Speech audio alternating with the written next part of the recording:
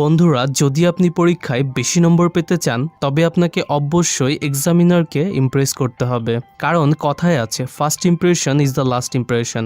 যে কোনো পরীক্ষার খাতা চেক করার সময় একজন পরীক্ষক সবার আগে যেটি খেয়াল করেন তা হলো আমাদের হ্যান্ডরাইটিংয়ের কোয়ালিটি। তাই যদি আপনার হাতের লেখা সুন্দর এবং স্পষ্ট হয় তবে আপনার পরীক্ষায় বেশি নম্বর পাওয়ার সম্ভাবনা অনেকটাই বৃদ্ধি পাবে।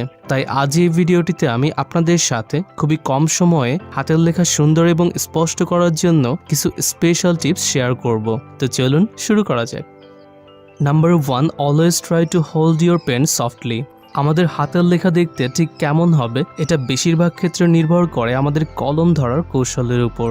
যদি আমরা কলমকে খুব শক্ত করে ধরে লিখি তবে আমাদেরকে দুটো প্রবলেম ফেস করতে হয়। প্রথমটি হলো, এভাবে লিখলে অল্প কিছুক্ষণ লেখার পরেই আমাদের হাতে ব্যথা করতে শুরু করে, ফলে পরীক্ষার হলে একটানা লেখা চালিয়ে যাওয়া তখন আমাদের জন্য অনেকটাই কষ্টকর হয়ে দাঁড়ায়। এবং দ্বিতীয়টি হলো, এভাবে কলমটিকে শক্ত করে ধরে লিখলে পরবর্তী পেজে আমাদের লেখার ছাপ পড়ে যায়, ফলে তখন সেই পেজের লেখাগুলোও একদমই ভালো দেখায় না। তাই আমাদের উচিত লেখার সময় সর্বদা কলমটিকে হালকাভাবে ধরে তবেই লেখা।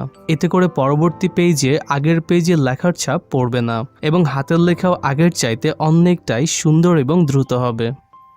Number 2, keep proper space between words. আমাদের মধ্যে এমন অনেকেই আছে যাদের হাতের লেখা কিছুটা সুন্দর হলেও শুধুমাত্র লেখার সময় ওয়ার্ডগুলোর মধ্যে পর্যাপ্ত পরিমাণে স্পেস না রাখার কারণে সেই লেখাটি দেখতে একদমই ভালো দেখায় না।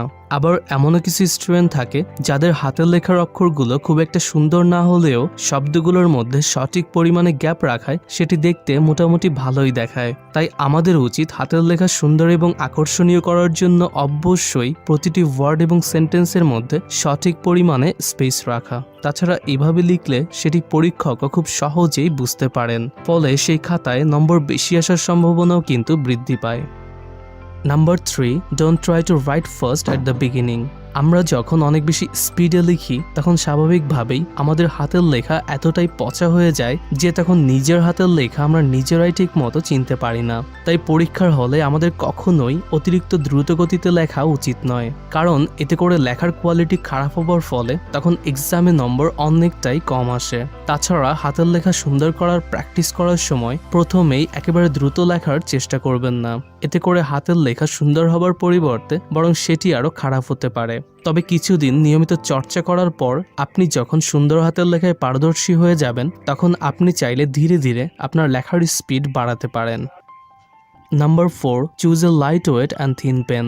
আমাদের মধ্যে অনেকেই শুধুমাত্র কলমের ডিজাইন পছন্দ হবার কারণে অনেক সময় মোটা এবং ওজনে ভারী এমন টাইপের কলম কিনে ফেলি। আর এই ধরনের কলমগুলো দেখতে খুবই আকর্ষণীয় হলেও এগুলো দিয়ে পরীক্ষার হলে একটানা অনেক সময় ধরে লেখা কারো পক্ষেই সম্ভব হয় না। তাই আমাদের উচিত কলম কেনার সময় সর্বদা ওজনে হালকা এবং পাতলা এমন টাইপের কলম চুজ করা, কারণ ওজনে হালকা এই ধরনের কলম দিয়ে পরীক্ষার হলে অনেকটাই সুন্দর এবং দ্রুত লেখা যায়। তাছাড়া হালকা কলম দিয়ে পরীক্ষার হলে একটানা অনেক বেশি সময় ধরে লিখলেও তখন হাতে ব্যথা করার সম্ভাবনাও অনেকটাই কম থাকে।